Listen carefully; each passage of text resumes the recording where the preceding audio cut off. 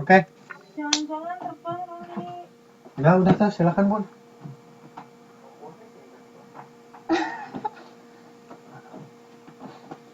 Halo, selamat malam mahasiswa. Assalamualaikum.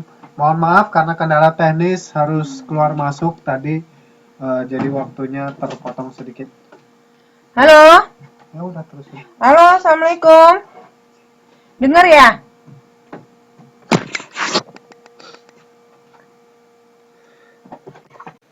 Oke. Mohon maaf itu tadi yang uji coba adalah suami saya ya. Karena saya kurang paham kalau soal teknologi, beliau yang lebih paham lah. Jadi makanya mohon maaf kalau mengagetkan teman-teman yang lain. Oke, Bismillahirrahmanirrahim. Assalamualaikum warahmatullahi wabarakatuh. Itunya sudah bisa dibuka presentasinya? Presentasi apakah bisa dibuka? Bisa ya, oke. Tapi saya akan jelaskan. Kalau yang saya akan jelaskan mungkin ada beberapa yang tidak ada di presentasi ya. Nanti karena yang di presentasi itu sebetulnya sudah yang ada di PPT itu ada di modul ya, gitu. Kalau kita ingat-ingat dulu bahwasanya di dalam komunikasi itu kan ada yang namanya pengirim ya. Pengirim atau sender atau komunikan ya atau encoder. Nah, kalau di dalam pemasaran, pengirim itu adalah perusahaan ya. Perusahaan yang memproduksi suatu barang, produk yang akan dijual. Nah, kemudian penerimanya kalau di dalam ilmu komunikasi disebut receiver ya atau komunikan, itu adalah konsumennya ya. Jadi sebelum melangkah pada apa itu komunikasi pemasaran, kita pahami dulu komponen-komponen komunikasi. Kemudian saluran itu adalah media. Ya, nantinya ketika kita melakukan komunikasi pemasaran, kita membutuhkan media. Media ini bisa media offline maupun media online. Media offline itu contohnya adalah pameran, ya, seperti itu. Ya, dengar? Cek, cek. Halo? Oke. Nah, selanjutnya di dalam komponen komunikasi itu ada konteks ya, setting ya. Nah, konteks di sini settingannya adalah ketika kita memasarkan itu konteksnya itu lebih kepada settingan uh, untuk bisnis ataukah untuk retail ya. Bisnis itu adalah bisnis dari B2B atau dari perusahaan ke konsumen langsung. Misalnya kalau retail itu seperti kita jualan produk-produk konsumsi consumer goods ya, kalau retail. Kalau B2B itu misalnya jualan alat-alat berat ya dari perusahaan ke perusahaan seperti itu. Kemudian ada yang namanya noise. Noise itu gangguan. Nah, ketika perusahaan itu menjual suatu produk, konsumen itu tentunya tidak bisa langsung memperhatikan satu produk karena ada pesaing-pesaing di dalam produk itu yang namanya noise. Coba misalnya ya ketika kita misalnya melihat kita sebagai konsumen melihat iklan di TV, itu kan kita nggak langsung ingat gitu, kita nggak langsung mau membeli produk itu karena yang kita ingat adalah produk-produk yang selama ini sudah kita pakai. Atau ketika kita mau membeli suatu produk, misalnya katakan kita pergi ke supermarket, ketika kita mau memilih pasta gigi, kita milih-milih ya. Kalau di kebetulan saya belum lama tinggal di Taiwan, sehingga kalau saya ada di Taiwan, itu biasanya kalau di Indonesia langsung kita milih Pepsodent. Kalau di Taiwan banyak sekali produk-produk yang saya nggak paham nih.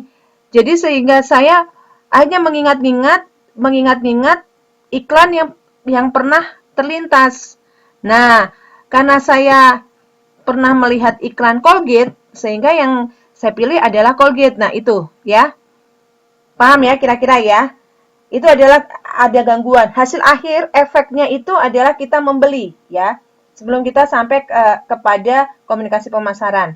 Nah, di dalam komunikasi pemasaran itu sendiri ya, di dalam komunikasi pemasaran itu sendiri itu nantinya kita akan kenal dengan teori AIDA. AIDA itu ada attention itu perhatian.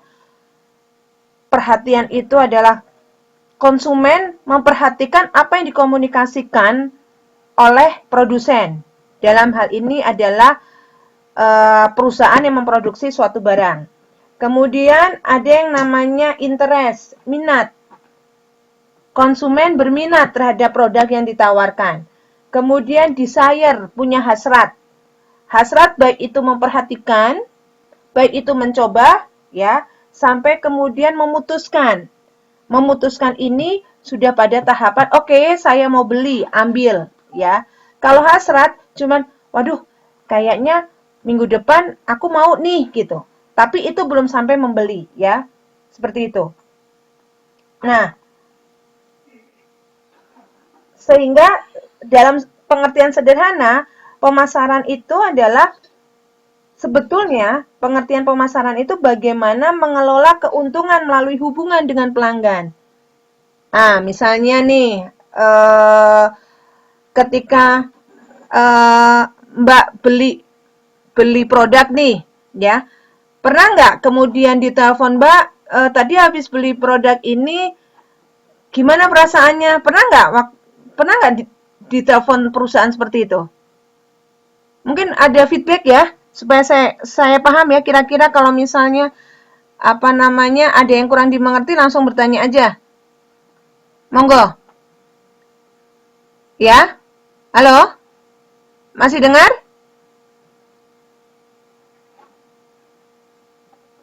Ya? Oke ya, saya lanjutkan saja ya. Jadi misalnya begini, ada yang punya kartu, ada yang pernah ditawari kartu kredit? Nah, pernah ya? Pernah ditawari kartu kredit. Terus kemudian ditanyakan mau mendapatkan kartu tambahan nggak? Terus kemudian nanti ditawarkan pula misalnya keuntungan-keuntungan lain. Lah, itu artinya menjaga hubungan, ya. Jadi sebetulnya pemasaran itu lebih kepada menjaga hubungan sehingga jangka panjang, gitu. Dia tidak hanya beli saat ini, tapi juga dia akan membeli produk-produk lanjutan. Contohnya, misalnya, kalau misalnya satu produk katakan Asus, Mbak sudah beli, teman-teman nih punya produk Asus yang namanya handphone. Nah, harusnya ketika dia memahami pemasaran, si Asus ini, customer service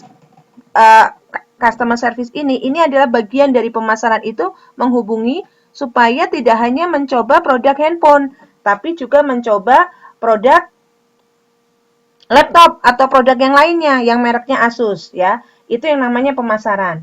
Karena apa? Karena tujuan utama dari pemasaran itu memberikan nilai lebih sehingga menjaga hubungan konsumen merasa puas. Wah, ini Asus ini sudah merhatiin saya nih, gitu. Kayaknya kalau misalnya nanti aku beli produk lain lagi, pasti nih akan lebih diperhatikan. Nah, itu yang namanya pemasaran, ya.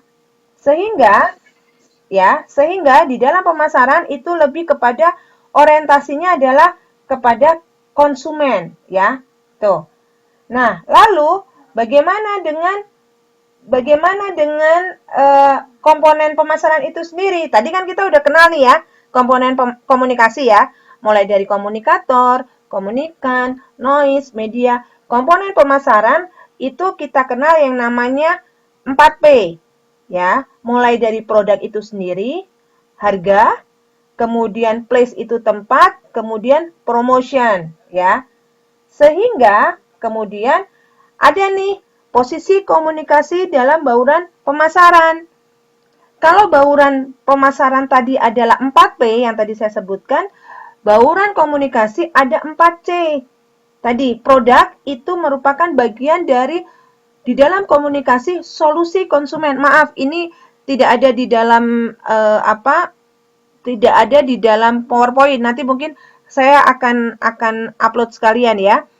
Karena mungkin kalau yang di dalam PPT ini, yang PPT yang saya buatkan, karena itu sudah ada di dalam buku, jadi bisa dibaca.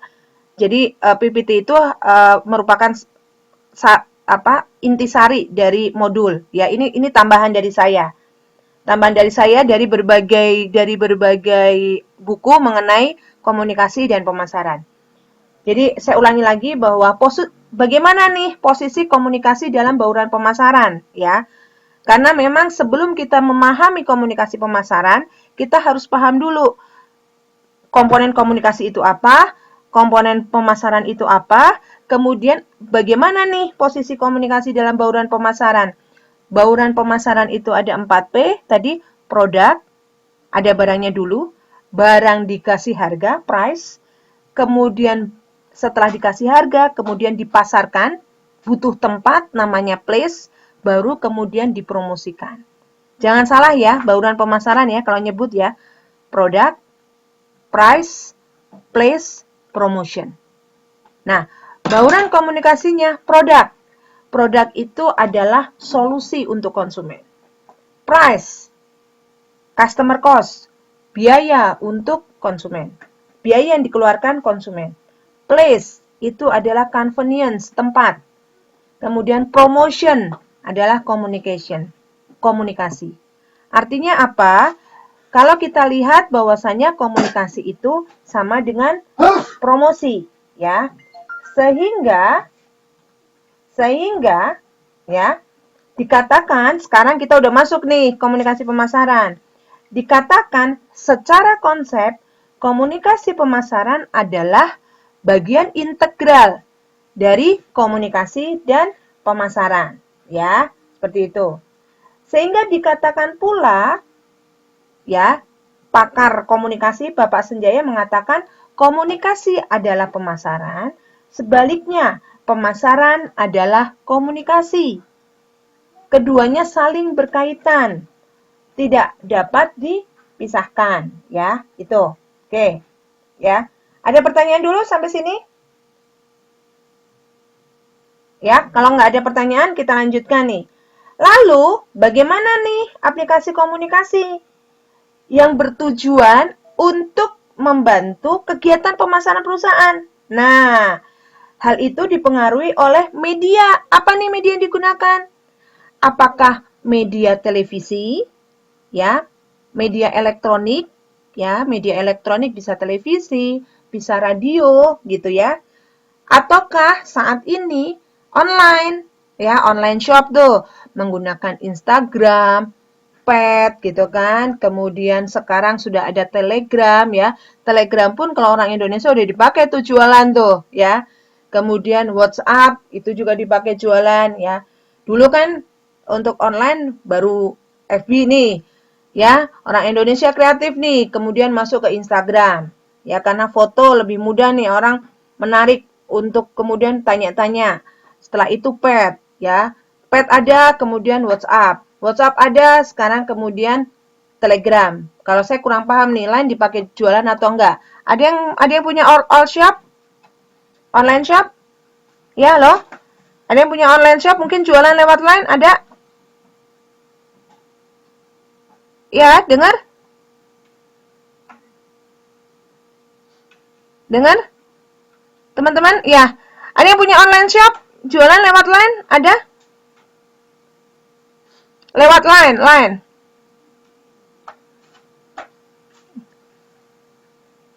Ya, oke. Ada ya. Kalau saya nggak pernah lihat nih orang pakai Line untuk jualan ya. Kalau saya tadi yang lihat ya. Oke, kita masuk ya. Nah, media nih. Tadi kita baru bahas media ya. Kemudian daya tarik pesan. Kenapa FB lebih menarik untuk dipakai kalau online gitu? Kenapa media televisi lebih menarik daripada radio gitu? Karena kalau media televisi lebih menarik karena tidak hanya suara, ada gambar, gitu kan?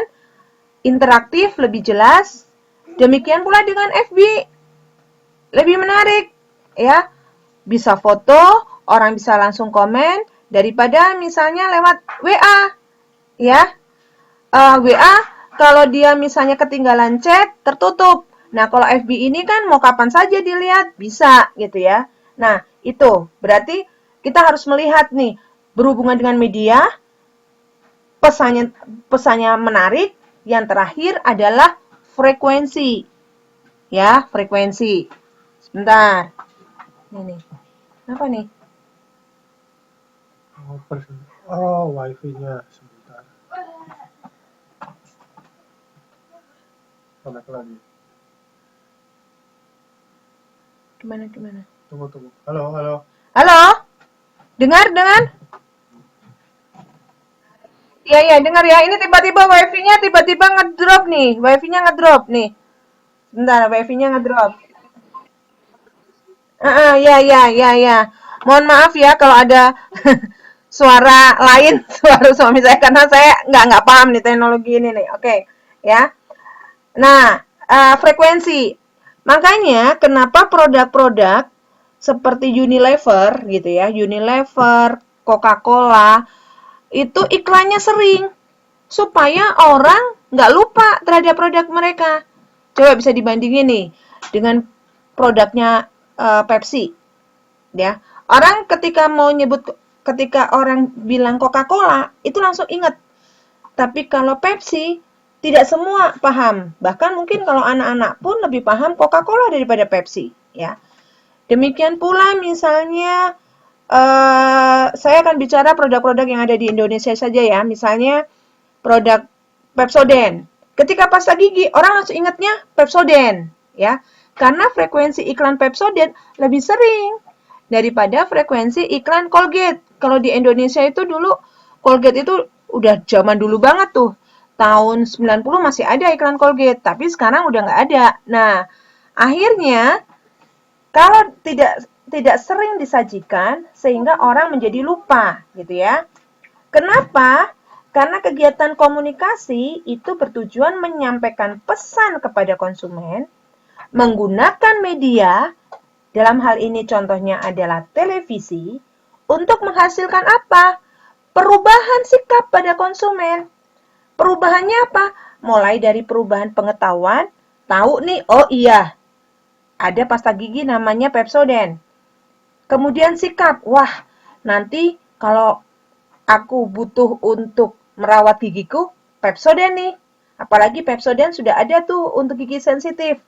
Dah nih, sikap. Terakhir, ya, sikap itu belum sampai membeli.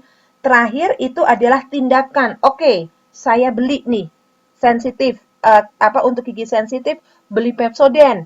Tidak beli yang mahal tuh apa tuh ya? Sensodyne misalnya, seperti itu gitu. Karena Sensodyne jarang beriklan ya. Itu adalah bagian dari frekuensi. Paham ya? Mudah-mudahan ya. Oke. Kita lanjutkan saja sampai kepada uh, di sini adalah uh, bentukan komunikasi untuk bentuk bentuk komunikasi dalam pemasaran ya. Artinya apa? Komunikasi ini untuk memperkuat loyalitas konsumen. Kalau misalnya dikomunikasikan terus-menerus melalui media, menarik, menarik itu bentuknya menarik, misalnya kayak McD nih. Mana lagi selain di McD. Nah, apalagi ada lagunya tuh, menarik tuh. Terus-terusan diputar. Nah, orang kemudian menjadi loyal gitu. Mungkin tidak hanya di Indonesia, saya juga amatin tuh McD di Taiwan tuh.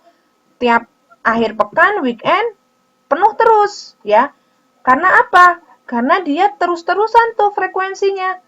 Menarik pula ada lagu ya, seperti itu ya. Mudah-mudahan bisa dipahami. Oke.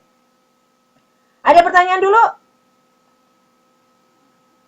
Mohon maaf kalau agak enggak, kalau enggak paham atau kecepatan langsung saja ini ya.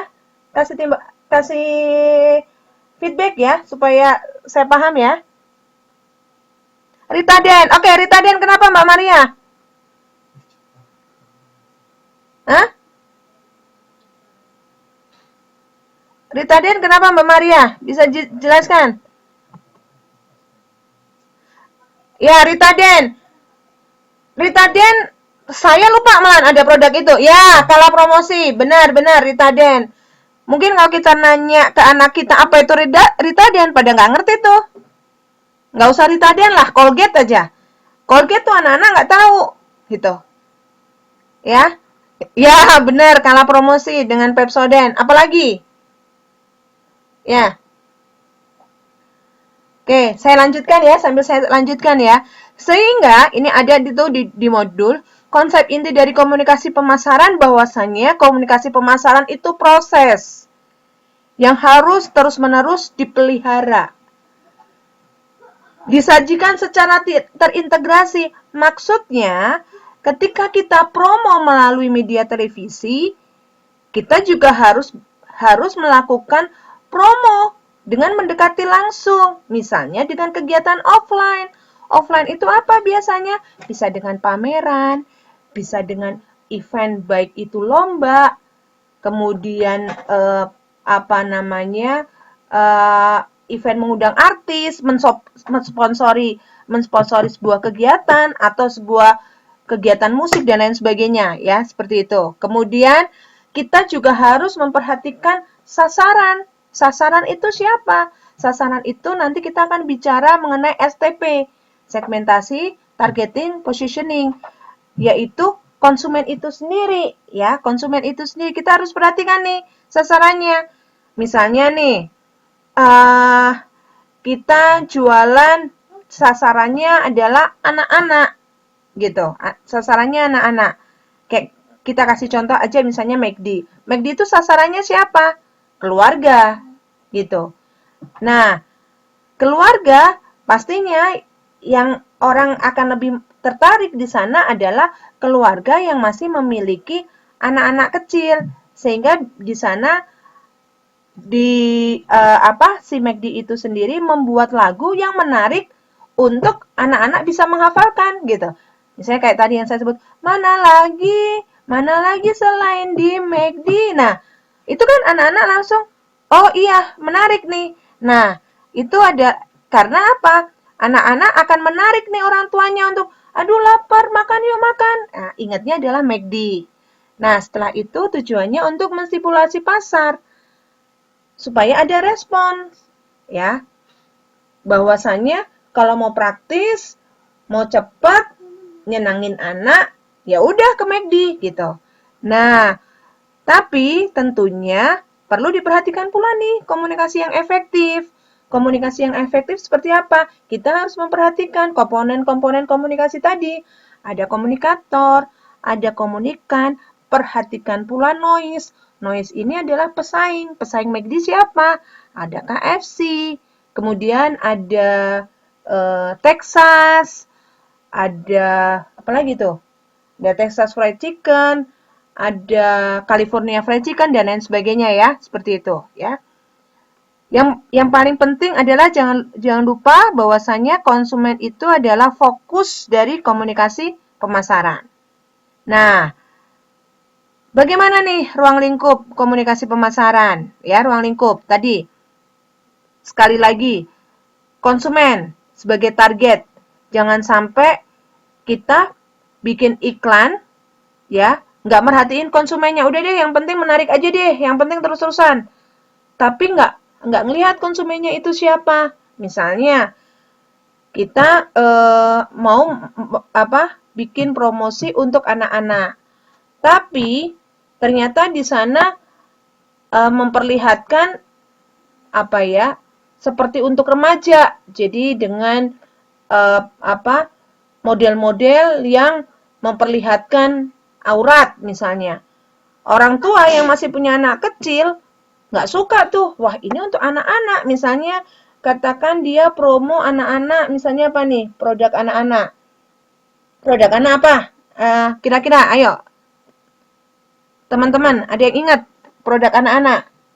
Misalnya, contoh misalnya apa ya produk anak ya? Ada yang bisa kasih contoh? Ya, coki-coki. Misalnya, oke. Mau promosi coki-coki, tapi kemudian modelnya itu adalah artis remaja yang kemudian berduaan, ya, apa namanya, seperti pacaran gitu, sehingga orang tua yang punya anak-anak merasa takut, waduh, ini nanti kalau anakku makan coki-coki nanti dia jadi ngerti pacaran nih. Nah, itu nggak tepat, ya. Dia nggak memperhatikan kalau coki-coki itu adalah produk anak-anak yang tentunya hanya fun saja bahwa dia menikmati coki-coki itu, coklat, sambil main, sehingga orang tua tidak khawatir ketika melihat iklan tersebut, ya. Kemudian pesan tadi, tentunya kalau kita sudah melihat bahwa targetnya anak-anak, pesannya seperti apa nih gitu. Kalau anak-anak kan dunianya riang, main gitu.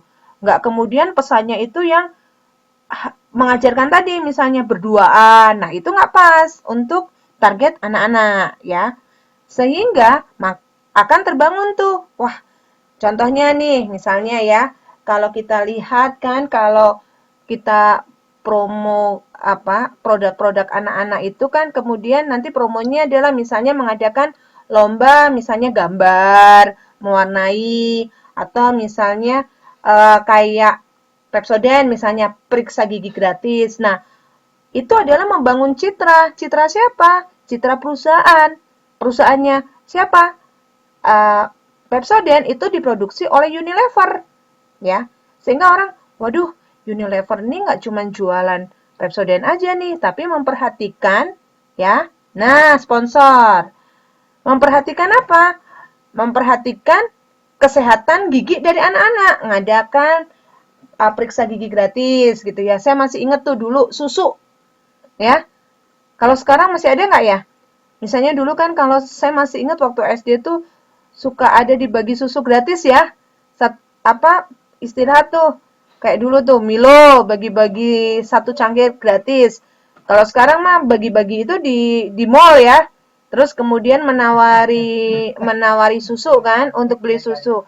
Kalau ini kan enggak. Kalau dulu kan enggak. Kalau dulu kan menawari susu tapi benar-benar nggak jualan gitu loh. Kalau sekarang kan masih ada iklan terselubung supaya beli gitu.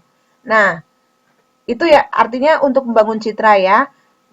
Tentunya disesuaikan nih dengan budget komunikasinya ya. Saya nggak tahu apakah sekarang masih ada atau tidak. Karena bisa jadi kenapa sekarang di mall karena ketika dia bagi kemudian orang beli budget itu langsung tertutupi kan budget untuk promo. Tapi kalau kayak dulu hanya bagi-bagi saja di sekolah, kan itu tidak ada penjualan. Nanti baliknya prosesnya lama. Yaitu tadi makanya disebutkan tadi di awal ruang lingkup konsep inti dari komunikasi pemasaran adalah proses seperti itu. Mbak Maria dulu gratis, sekarang semua beli. Ya, benar Mbak. Jadi sekarang adalah itu tadi, terselubung. Ngasihnya itu, iya ini gratis, cicipin dulu. Padahal ujung-ujungnya, ya monggo kalau mau beli ini mumpung promo kan begitu ya Mbak ya. Ya. Kemudian mengenai strategi penyampaian pesan, ya strategi penyampaian pesan. Kalau dulu kan, ya itu tadi, kalau dulu benar-benar orang ngasih gratis jangka panjang. Paham nih bahwa untuk melakukan komunikasi pemasaran adalah proses. Sekarang itu kebanyakan perusahaan ya seringnya sudah tidak memperhatikan hal itu ya. Sehingga harus butuh nih strateginya seperti apa gitu. Ya, strateginya apakah mau terang-terangan selling ya, penjualan saja ataukah misalnya bisa jadi melalui konsep nanti akan tidak hanya komunikasi pemasaran, lebih jauh lagi ke CSR gitu. Bahwa orang melihat, wah ini misalnya Jarum nih, diprotes sana-sini nih. Jarum sebagai perusahaan yang nggak peduli pada kesehatan, tapi dia kemudian melakukan sponsor untuk olahraga. Ini kan strategi nih, gitu kan. Katanya Jarum produknya rokok merusak kesehatan, tapi kok jadi sponsor olahraga gitu. Ini adalah bagian dari strategi. Strateginya apa? Ya memang dia jualan rokok, tapi dia perhatian loh terhadap olahraga. Nyatanya dia sponsor itu kegiatan-kegiatan olahraga gitu kan. Sehingga hal itu tidak berpengaruh besar terhadap keputusan konsumen dalam komunikasi pemasaran itu sendiri. Oke, ya. Nah, ini kita lihat target komunikasi pemasaran. Ada konsumen perorangan. Kita ini adalah konsumen perorangan, ya. Tapi ada juga target organisasi, ya. Organisasi ini biasanya pakai sistem bisnis dengan B2B, bisnis to bisnis, perusahaan dengan perusahaan, ya. Kalau organisasi biasanya bentuknya seperti itu. Oke, ya. Kemudian selanjutnya adalah bagaimana nih ketika kita menyusun pesan. Iya benar, bagi-bagi sampel. Bagi-bagi sampel gratis ya Mbak ya, gitu. Nah, ini tadi kalau yang itu tadi masuknya kepada, sebentar, lebih kepada strategi ya, strategi komunikasi pemasaran, bagi-bagi sampel. Atau misalnya sekarang kalau ada beberapa produk, misalnya beli 10, gratis 2, gitu ya. Kalau susu, kemasan 500, harganya 500 untuk 500 gram, tapi ternyata produknya isinya 800 gram. Nah, seperti itu ya. Kemudian kita harus memperhatikan nih, pesan pemasaran. Pertama adalah yang kita perlu lihat adalah bagaimana pesan itu membangkitkan keinginan.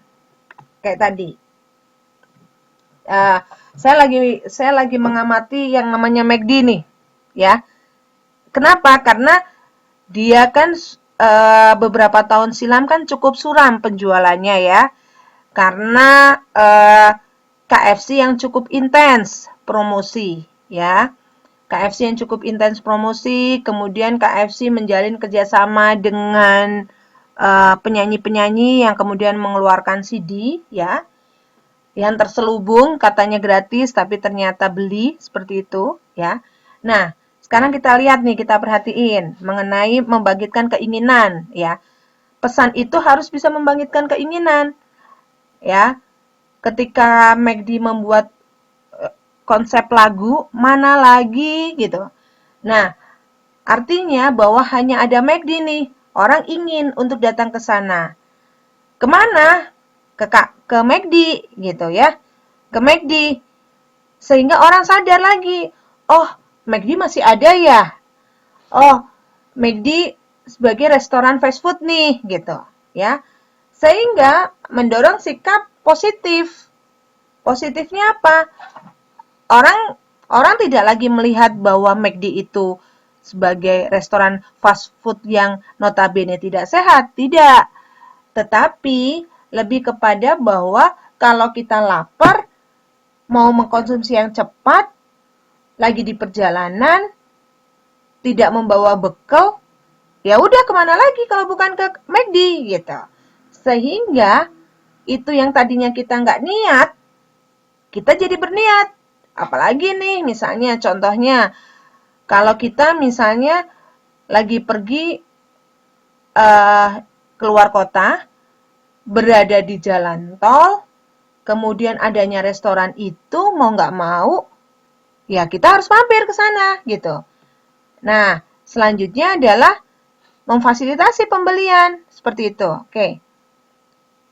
Ada pertanyaan sampai di sini? Ya? Ada pertanyaan? Oke, selanjutkan ya. Nah, yang paling penting adalah ketika melakukan komunikasi pemasaran, pertama, kita tadi lihat ya, konsepnya adalah komponen komunikasi ada komunikator, itu yang pertama. Komponen pemasaran ada produk. Ya. Komunikator perusahaan mengkomunikasikan produk. Ya, mengkomunikasikan produk sehingga konsumen aware itu sadar bahwa oh, punya produk baru nih gitu. Ya. Biasanya adalah bisa dengan iklan, bisa dengan pameran, tadi disebutkan sama Mbak Lili, bagi-bagi sampel gitu ya. Kemudian yang kedua, memberikan informasi, pengetahuan. Ketika bagi-bagi sampel, itu tentunya nggak cuma bagi-bagi sampel saja, tapi biasanya coba diingat, kita dimintai data. Namanya siapa, alamatnya di mana. Misalnya ya, ketika kita punya anak nih, saya mau beli susu tuh selalu ditanya nih, Bu, ini ada ini Ibu sudah pernah nyoba ini, coba dulu deh Bu, beli ini Bu, ada apa? Nyoba gitu susu.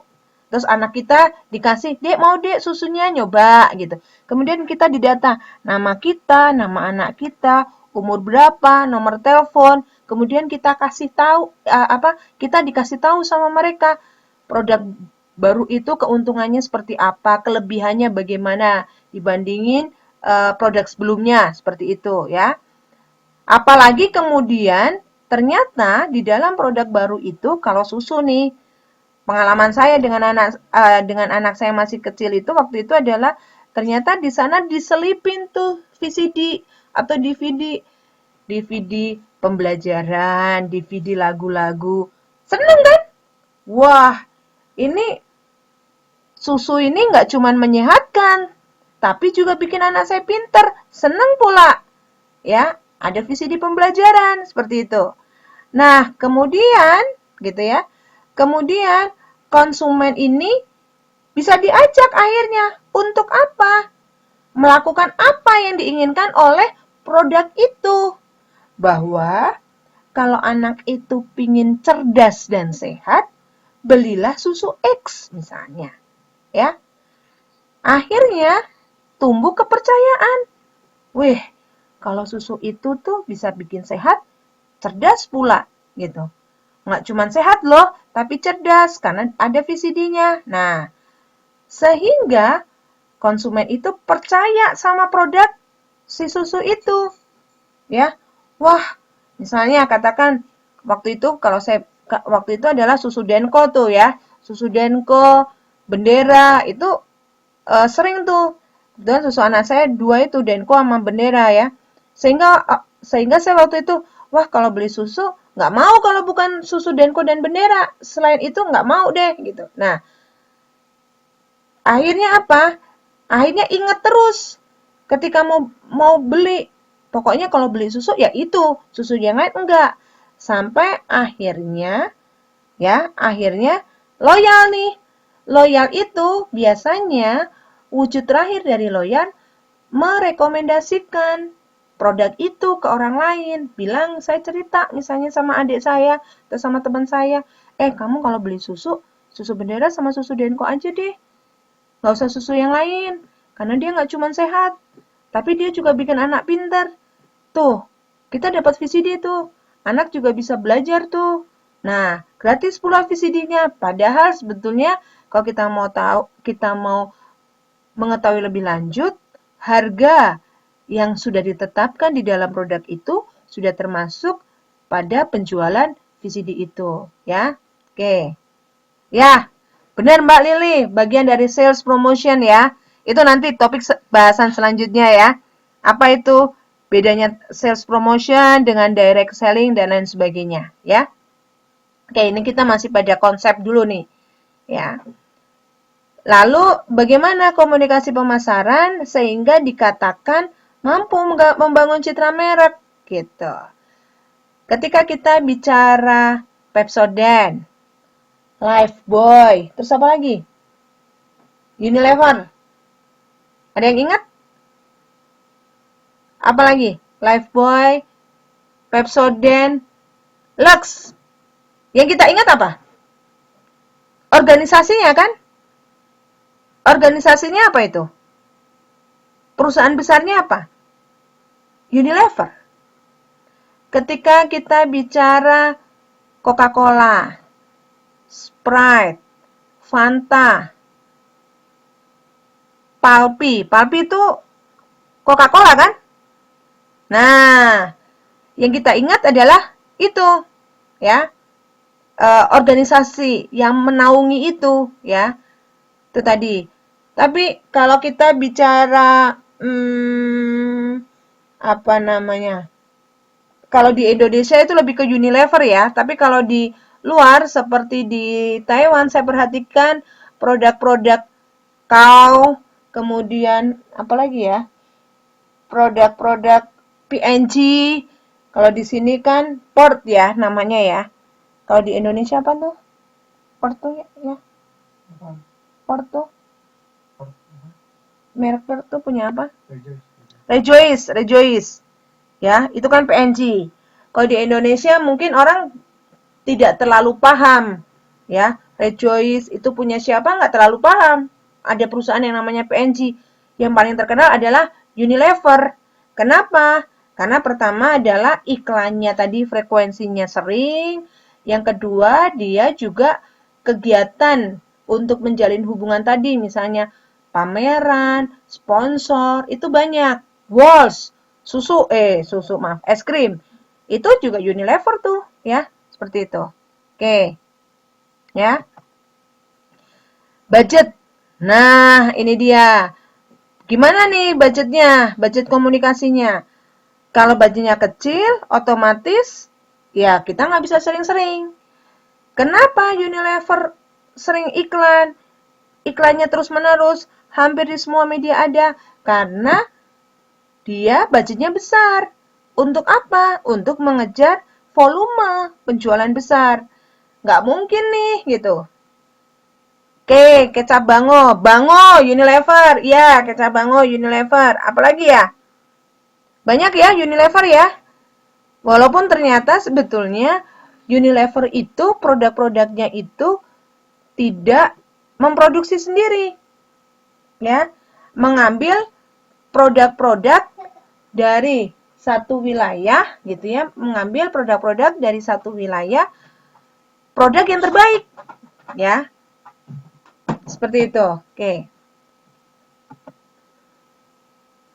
Nah, bagaimana nih strategi penyampaian pesan? Nah, bisa antar pribadi, contohnya antar pribadi biasanya dengan pameran, atau tadi misalnya yang loyal itu melakukan rekomendasi, ya. Rekomendasi bisa antar pribadi, bisa dengan kelompok, ya. Ataukah misalnya kita menawarkan potongan diskon kepada organisasi atau secara massal. Massal itu biasanya adalah melalui media, ya, media elektronik maupun media cetak. Nah, ini strategi ini tadi pemilihan antar pribadi, kelompok, organisasi, massa itu akan berpengaruh terhadap budget, gitu. Tentunya pasang iklan di media televisi lebih mahal daripada media radio, sehingga kalau perusahaan dananya tidak sampai miliaran, memang tentunya nggak akan promosi di televisi. Karena untuk satu iklan saja di televisi itu biayanya ratusan juta, ya. Itu untuk satu kali tayang. Apalagi kalau dia di televisi tayangnya berulang kali di semua acara, biayanya lebih mahal gitu ya. Kalau misalnya nggak punya biaya, ya dia perusahaan tidak akan di media televisi. Jadi misalnya dia sekarang lebih kepada ke media online ya, seperti itu. Nah, ini juga harus diperhatikan gitu. Nanti kita akan bicara mengenai media. Oke. Nah, tentunya kita harus bagi nih. Strategi ini disesuaikan dengan pasar sasaran. Siapa pasar sasaran? Pasar sasaran adalah target dari perusahaan. Siapa target itu? Konsumen. Konsumen. Siapa konsumen itu?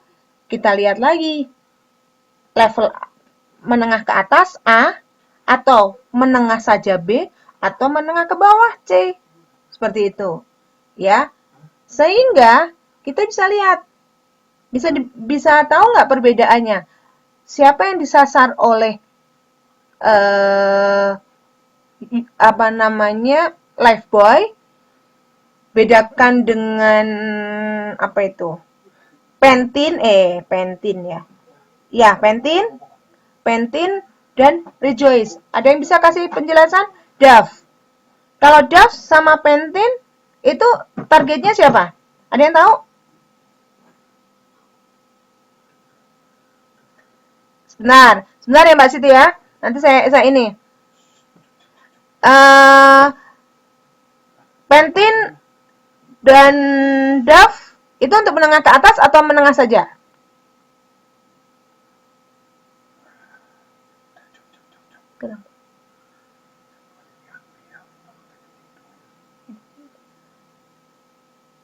Ya, menengah. Ada yang bilang menengah. Ada yang bilang menengah ke atas. Ya. Ya. Tapi sebetulnya yang paling benar adalah kalau Pantene dan Dove itu memang menengah karena memang ada sampo yang lebih mahal lagi dari itu. Nah, sedangkan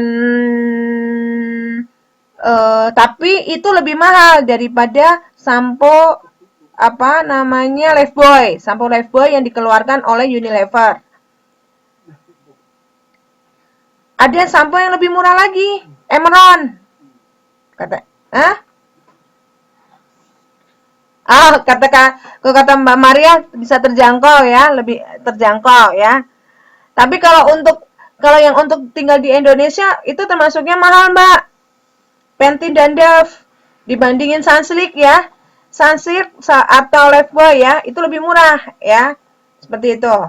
Nah, itu harus disesuaikan dengan pasar sasaran itu. Nah, Emeron itu lebih ke menengah ke bawah. Ya, Emeron terus apa lagi ya? Ada Emeron kemarin tuh ada lupa nih. Beberapa produk-produk yang lebih murah ya daripada Sunsilk dan nah itu Rejoice tuh termasuknya itu sekelas sama Dove sama Rejoice, sekelas sama Dove sama Pantene. Ya, Sunsilk, kemudian Lifebuoy itu sekelas juga. Itu harus diperhatiin ya strateginya ya dalam menyusun pesan itu. Oke. Nah, hal ini tentunya perlu dikendalikan. Dikendalikannya dengan apa? Aktivitas. Jadi begini, misalnya, kenapa kemudian kalau mungkin lebih sebetulnya hal-hal kayak gini bisa diperhatikan dengan gaya iklannya.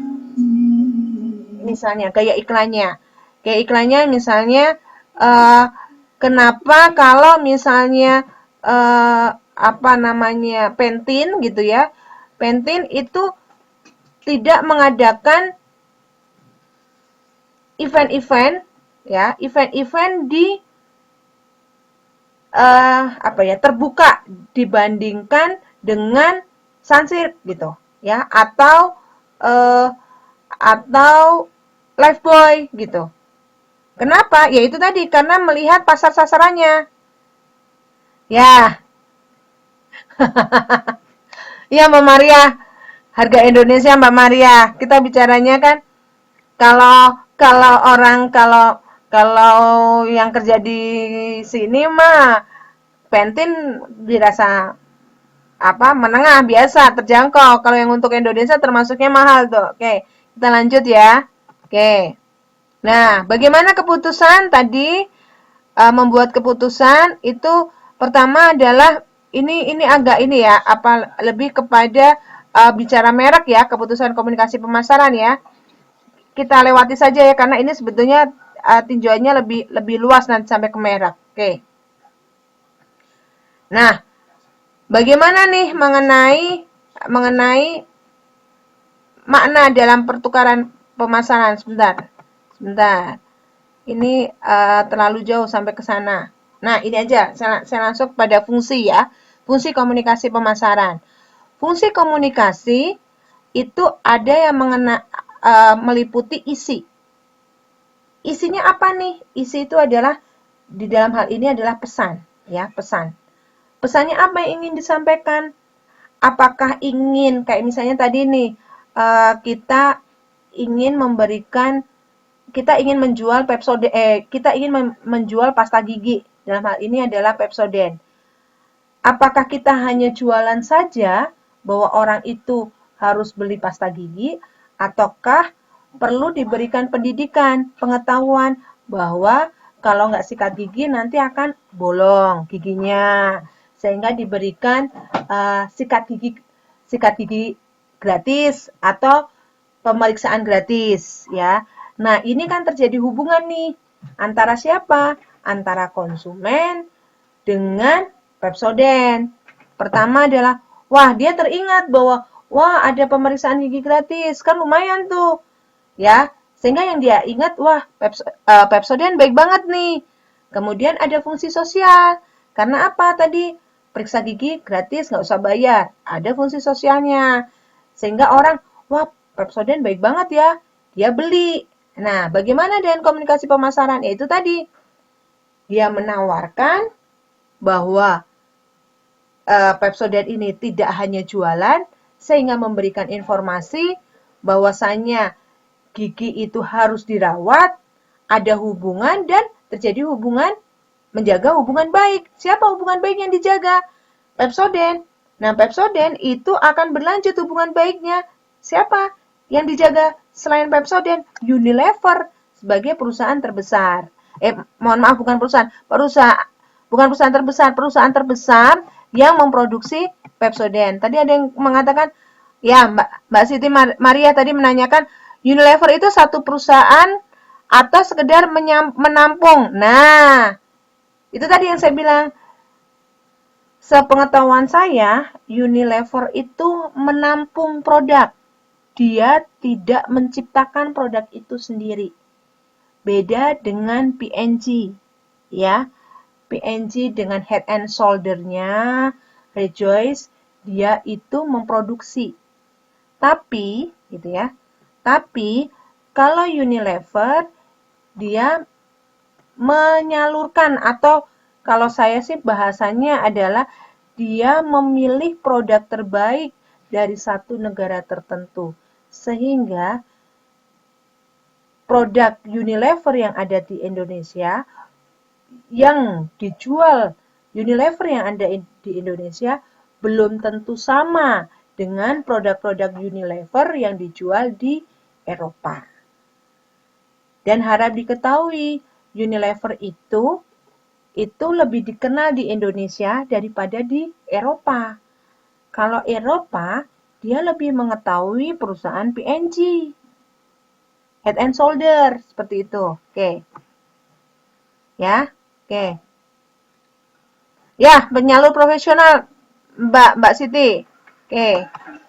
Ya. Ini kerangka kurang jelas ya. Sebentar. Oke. Saya mungkin lebih ke tambahan dari saya ya. Ada pertanyaan? Sebelum saya lanjutkan. Tadi kita mulai jam berapa ya? Setengah 10 ya? Ini sampai setengah 12? Sanggup sampai setengah 12? Halo? Sanggup nggak? Oke ya. Karena saya tuh barusan datang tadi sore dari Indonesia nih. Agak lumayan juga nih. Sebentar, oke.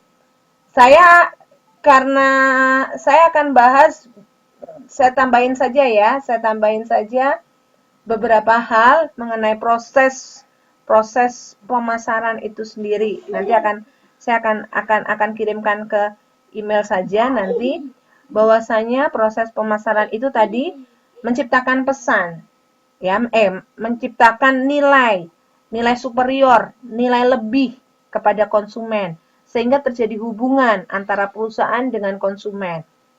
Tujuannya apa? Sehingga citra perusahaan itu menjadi baik, ya.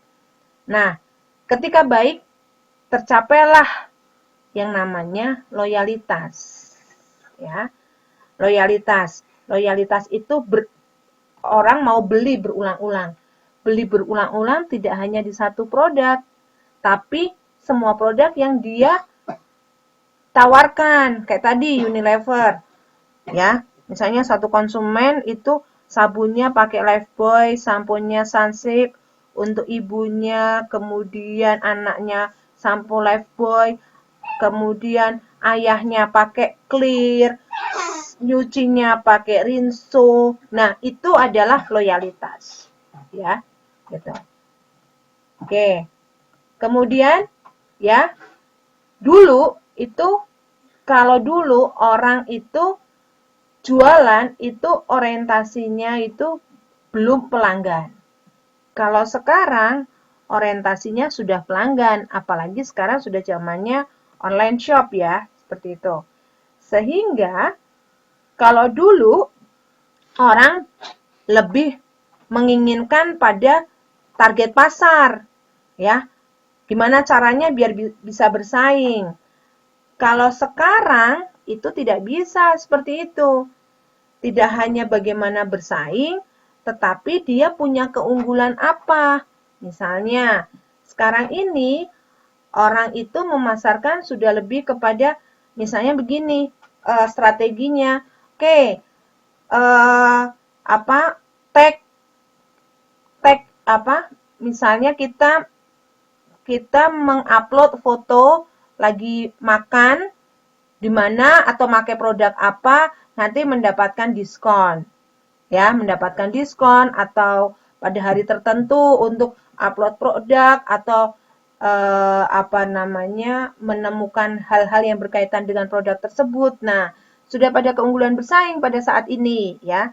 Kalau dulu, zaman dulu enggak. Sekarang ini sudah pada marketing yang lebih kepada online ya, seperti itu. Nah, sehingga ya, sekarang ini marketing itu, pemasaran itu sudah lebih kepada menjual pengalaman. Ya, menjual pengalaman daripada sekedar menjual produk. Pengalaman yang dilihat, yang dirasakan, kemudian diceritakan oleh konsumen, ya. Seperti itu. Sehingga saat ini orang itu dalam pemasaran tidak hanya transaksi, jual beli saja, tetapi lebih kepada mengutamakan hubungan gitu, ya. Hubungan. Hubungan apa? Jangka panjang. Karena apa? Karena untuk mempertahankan pelanggan lama. Karena mencari pelanggan baru, ya, mencari pelanggan baru itu lebih susah mana mencari pelanggan baru daripada mempertahankan pelanggan lama? Ada yang bisa jawab nggak? Ada yang bisa jawab? Lebih mudah mana? Mempertahankan pelanggan lama atau mencari pelanggan baru? Susah cari yang baru. Kok bisa? Ayo.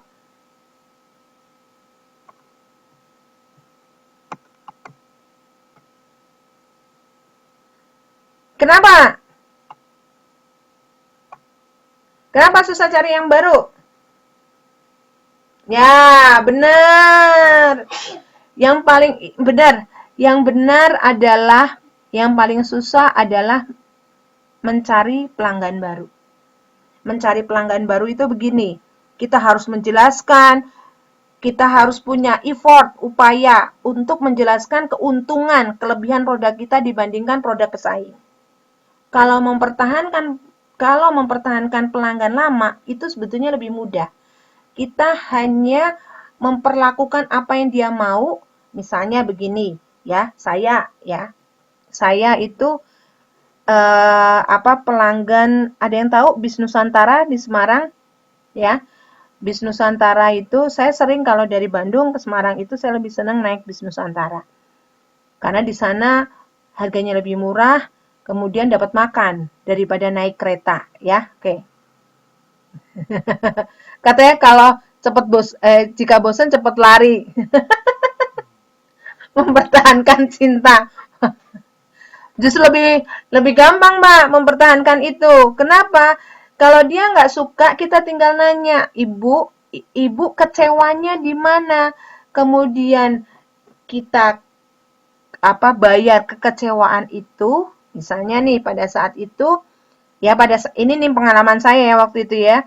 Saya sudah pengalaman naik bis Nusantara, dapat makan, ternyata pada saat itu makanannya habis. Apa yang terjadi? Si makanannya itu yang konsumsi yang habis itu diganti dengan makanan lain yang ternyata nilainya lebih mahal daripada makanan yang dia sediakan. Saya fine-fine aja tuh nggak ada masalah gitu, ya. Seperti itu, ya. Sebetulnya mempertahankan itu lebih mudah ya daripada mencari. Kenapa kalau mencari lebih susah? Ya, karena dia harus menjelaskan, kemudian membuat program-program baru sehingga orang menjadi percaya untuk beli, ya, seperti itu. Oke, saya lanjutkan. Nah, kalau kita ketahui, ini tambahan dari saya ya, tambahan dari saya karena saya merasakan bahwa ketika kita bicara komunikasi pemasaran, kita juga harus tahu nih jenis-jenis pemasaran itu sendiri. Ada salah satunya kita sebut turbo marketing. Apa itu turbo marketing? Ya, turbo marketing itu adalah pemasaran yang ingin mengatasi saingan dengan kecepatan pelayanan. Kecepatan pelayanan itu sesuai dengan globalisasi. Misalnya saat ini adalah fast food gitu ya. Terus sekarang itu kan ketika kita nyetak foto kan bisa langsung jadi ya. Coba dulu, ada yang masih ingat kalau nyetak foto nunggu berapa lama? 1 jam, ya nggak? Ya kan? Sekarang kan nyetak foto 5 menit aja jadi kan? Tinggal di print. Ya kan? Gitu. Ya dulu dulu 3 hari. Oh iya, ngalamin ya Mbak ya. Iya, cuci cetak. Sekarang nyetak. Ada yang lebih cepat. Kemarin saya nyetak foto cuma 10 menit. Ya. Dulu 1 jam, 2 jam ya. Gitu ya. 2 minggu ya. 3 hari itu mungkin udah termasuk cepat ya. Oke, itu namanya turbo marketing, Mbak, ya. Itu namanya turbo marketing. Nah, kemudian ada juga yang namanya relationship marketing. Lebih kepada menekankan hubungan jangka panjang. Misalnya dengan keanggotaan. Pernah kan dikasih kartu, kita terdaftar sebagai member, nanti kita bisa mendapatkan layanan diskon. Diskon nginep di hotel ini, diskon beli produk di mana yang menjadi anggota yang menjadi perusahaan-perusahaan yang menjadi member dari kartu yang ditawarkan itu gitu ya. Atau misalnya nggak hanya itu, misalnya salon nih. Kalau kita potong berapa kali itu nanti atau itu mendapatkan 1 kali potong rambut gratis atau cuci rambut gratis atau misalnya cuci mobil, motor. Nah, itu adalah bagian dari relationship marketing ya, seperti itu. Oke. Ada lagi kita sebut sebentar ya. Sebentar. Ada lagi yang kita sebut service marketing. Enggak, itu berlaku di Indonesia juga. Lebih di Indonesia. Ini berlaku global ya. Berlaku global. Service marketing. Service marketing ini adalah memasarkan jasa. Ya. Kalau saya lihat pemasaran jasa di Taiwan tuh sangat dihargai ya daripada di Indonesia ya. Karena terbukti nih misalnya ya kalau di sini nih untuk masang ganti ban aja mahal banget ya, ganti ban sepeda nih gitu kan. Kalau di Indonesia kita beli bannya saja jasanya nggak dihargai kadang-kala kan. Kalau di sini jasa bayar berapa? Ya. Bisa sampai 300 NT. Saya kurang paham ya, saya nanya suami saya nih. Masang ganti ban sepeda saja itu bisa 300 NT. Kalau di Indonesia udah deh yang penting bayar bannya saja. Misalnya harganya 25.000, 30.000, jasanya nggak dihargai. Nah, itu namanya service marketing. Ya, gitu. Kemudian ada juga pemasaran pengalaman. Ya, pemasaran pengalaman. Yang kita sebut experience, pengalaman. Apa itu? Lebih kepada menawarkan emosi. Misalnya, Jeko itu experiential, ya. Kemudian nggak hanya Jeko, Seven 7-Eleven itu experiential. Itu dia tidak hanya beli makanan di situ, dia bisa ajak untuk ketemuan temen, dapat wifi gratis, kongko dan lain sebagainya. Itu experiential ya, seperti itu. Oke. Ada juga yang disebut mega marketing, ya. Mega marketing itu contohnya adalah yang dilakukan oleh Pepsi, negosiasi dengan pemerintah India pada saat itu, ya, untuk mengekspor produk pertanian India sehingga Pepsi masuk pasar India, seperti itu, melalui kekuatan politik, itu mega marketing. Ada juga stealth marketing, pemasaran mencuri. Kenapa? Gitu ya. Ini terjadi karena adanya kepadatan media. Contohnya seperti apa? Contohnya pada saat itu adalah Krating Daeng ketika mau diluncurkan di Eropa, itu perusahaan Krating Daeng sengaja membuang kaleng-kaleng bekas di seluruh penjuru kota Eropa, gitu. Ya, itu adalah stealth marketing. Sebentar. Oke, stealth marketing, ya. Nah, stealth marketing ini salah satunya juga adalah misalnya begini, ya. Ketika mendirikan perusahaan gitu atau rumah makan, misalnya di Jakarta pada saat itu ada rumah makan baru, tapi kok penuh sekali, gitu. Ternyata konsumennya itu adalah orang-orang terdekat dari pemilik perusahaan, pemilik restoran tersebut. Itu namanya stealth marketing. Bagaimana nih secara etika? Nanti biasanya kita akan bahas tersendiri ya mengenai etika pemasaran ya. Saya menjelaskan saja nih jenis-jenis dari marketing itu. Sponsorship atau event marketing, yaitu mensponsori. Udah tahu ya, misalnya Sampurna mensponsori acara olahraga, Sampurna mensponsori kegiatan acara musik dan lain sebagainya. Ya, itu. Ada pertanyaan sampai di sini? Kita masuk kepada marketing mix ya. Marketing mix itu tadi bauran pemasaran, produk, price, place, kemudian promotion. Ya. Ada ini? Ada pertanyaan? Sampai di sini? Kayaknya untuk malam ini nggak bisa lama dulu ya. harusnya 2 jam ya. Halo? Dengar? Masih dengar suara saya?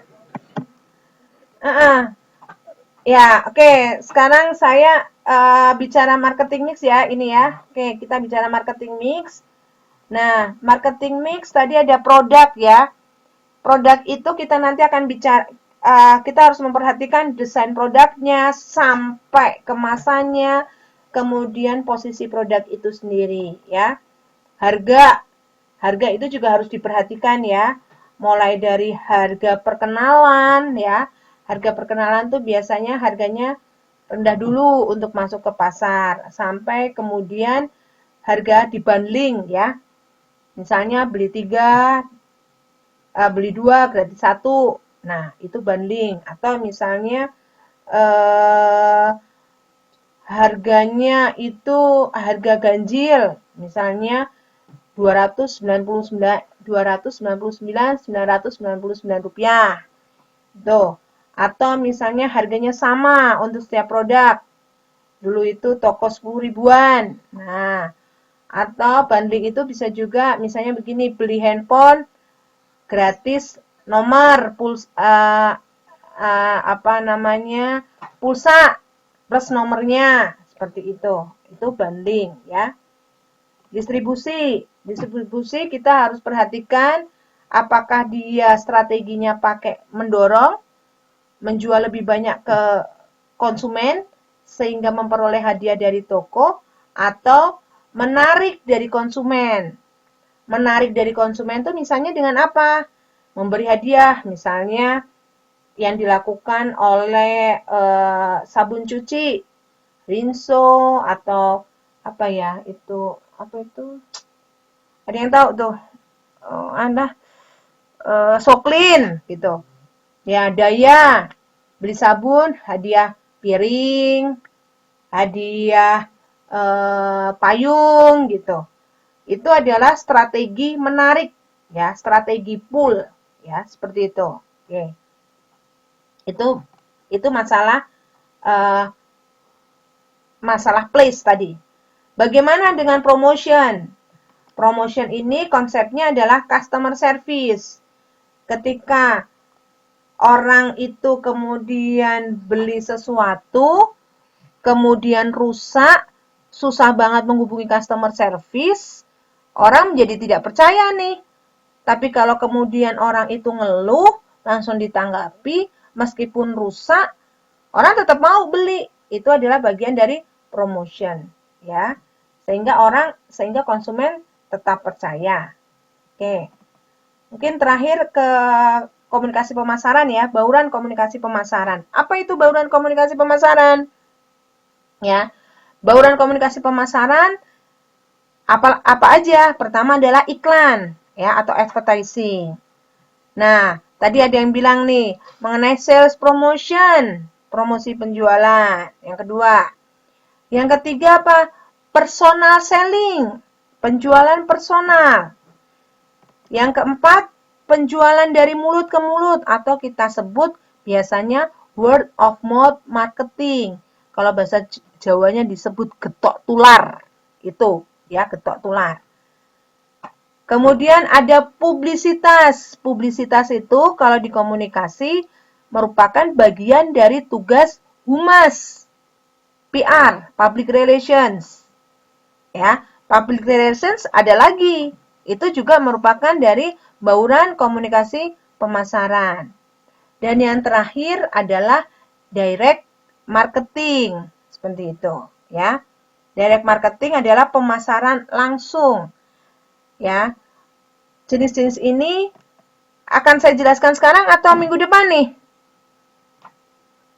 Enaknya gimana? Saya jelaskan sekarang ya, supaya nanti kemudian saya kasih tugas ya, supaya langsung ngerti ya. Oke. Advertising kita semua udah tahu ya, kalau advertising iklan ya, media cetak ya, media cetak, melalui media cetak atau media elektronik ya. Kalau personal selling, penjualan langsung ke konsumen secara personal. Ya, personal selling itu biasanya orang langsung mendatangi orang penjual itu secara perorangan, ya, secara pribadi gitu. Kalau sales promotion, promosi penjualan itu adalah penjualan melalui pemberian sampel, itu tadi sales promotion. Memberi kupon, memberi paket khusus, hadiah, potongan harga, itu sales promotion, promosi penjualan. Kalau SPG, melalui SPG, sales promotion goals, itu caranya itu disebut dengan personal selling. Jadi sales promotion itu bukan dengan SPG. Yang dengan SPG itu personal selling, penjualan personal, ya. Ya, lewat pameran gitu. Kalau word of mouth itu referensi. Saya cerita nih sama Mbak Lili, sama Mbak Nana. Kalau belanja ini tuh enaknya di Alfamart aja. Kalau belanja misalnya kalau saya tinggal di Bandung ya, dulu lama tinggal di Bandung, itu ada supermarket yang terkenal, kalau mau murah belanjanya di supermarket X untuk susu. Kalau khusus untuk baju-baju di supermarket Y gitu. Nah, ini adalah word of mouth, cerita. Kalau mau beli ini kemana ya? Nah, itu adalah mulut ke mulut ya. Karena biasanya adalah referensi teman atau keluarga atau sahabat. Publisitas itu biasanya melalui poster, brosur, misalnya Indomaret atau Alfamart, kalau mau dibuka, kalau di Indonesia kan, itu penjualnya keliling dari kampung ke kampung menyebarkan brosur, itu adalah publikasi. Bagaimana dengan PR? Kalau PR itu biasanya melakukan apa? Menyponsori gitu. Atau kemudian dia bikin press release bahwa misalnya perusahaan Unilever, perusahaan Kraft itu dijamin, Kraft itu yang memproduksi roti snack Oreo, keju Kraft. Itu semua bahan-bahannya adalah dijamin halal. Itu adalah usaha yang dilakukan melalui PR, bauran komunikasi pemasaran, PR bentuknya. Bagaimana dengan direct marketing? Terakhir ada pemasaran langsung, direct marketing adalah katalog. Misalnya yang dilakukan oleh kartu kredit. Ketika tiap bulan dia ngasih tagihan, dia memberikan katalog sehingga kita tahu daftar harga-harganya. Atau misalnya ketika di pesawat, ada jualan tuh, ya kan, produk-produk, ada jam tangan, ini ada katalognya. Itu direct marketing. Atau belanja lewat telepon, itu adalah direct marketing. Telemarketing pun bagian dari direct marketing. Ya, tuh. Mungkin itu saja ya dari saya. Nah, tugas nih supaya paham ya, supaya paham. Gampang kok, saya minta diberikan contoh mengenai bauran komunikasi pemasaran. Ya, itu tadi ada 7 ya, mulai dari iklan, penjualan personal, promosi penjualan atau sales promotion, word of mouth marketing, publisitas, PR, dan direct marketing. Berikan contohnya masing-masing satu saja. Ya, dinarasikan saja. Kalau misalnya bisa ada contoh, ada brosur dan lain sebagainya, bisa difoto, kemudian dimasukkan di dalam Word-nya, nanti dikirim email. Oke ya, ada pertanyaan mengenai tugas? Ya, diketik nanti dikirim ya. Tugasnya bisa dikirim ke email saya. Ya, mendengarkan? Masih dengar?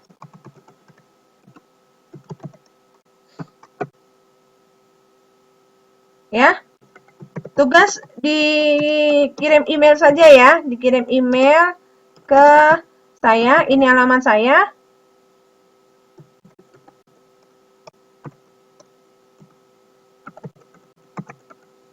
Oke. Berikan contoh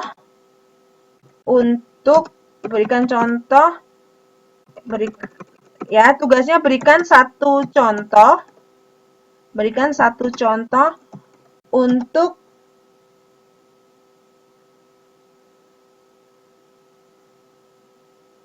setiap jenis dari bauran komunikasi pemasaran ya. Ya, ini lagi saya tulis. Oke. Nih. Berikan satu contoh untuk setiap jenis dari bauran komunikasi pemasaran. Tadi saya sudah jelaskan bauran komunikasi pemasaran itu ada 7 ya. Yakni mulai dari iklan, personal selling, sales promotion, kemudian word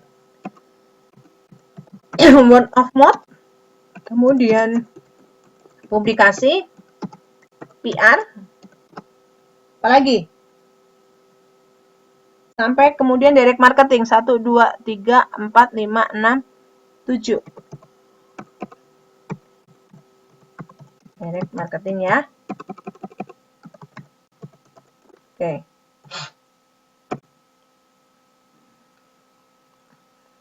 Ya, itu. Tugasnya 2 minggu ya. 2 minggu. Ya. Jadi berikan satu contoh untuk setiap jenis dari bauran komunikasi pemasaran. Bauran komunikasi pemasaran itu ada 7.